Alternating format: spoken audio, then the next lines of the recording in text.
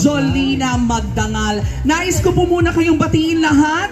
Happy Equality! At syempre, June 30, pinagdiriwang pa rin po natin ang Pride Month. So I will ask you a favor. Batiin niyo po ang inyong mga katabi ng Happy Pride! Happy Pride! Happy Pride! Happy Pride, KKD! Happy Pride!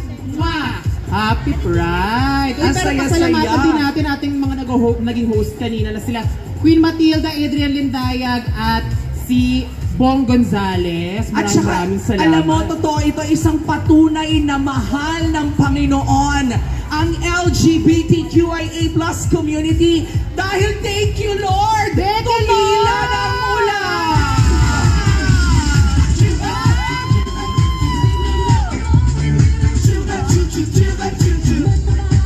Masabog, thank you, Lord. Nagpasiklab ka. Narinig mo kami. Thank you, Lord! Kasi di ba may mga kumakalat na post sa social media? Kapag piyesta daw ang inulan, blessing.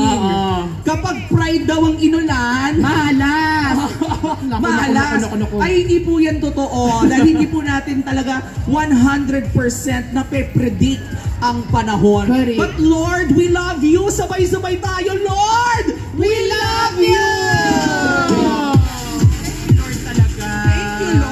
Pero thank you, Lord, din dahil napakarami pa natin mga performances na aabangan, KKD. Gusto niyo na bang malaman kung sino yung mga magpe-perform ngayong gabi? Gusto niyo ba?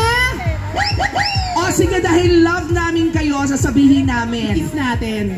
Meron tayong Davaoenyo singer-songwriter. Makakasama natin mamaya si Paul Pablo!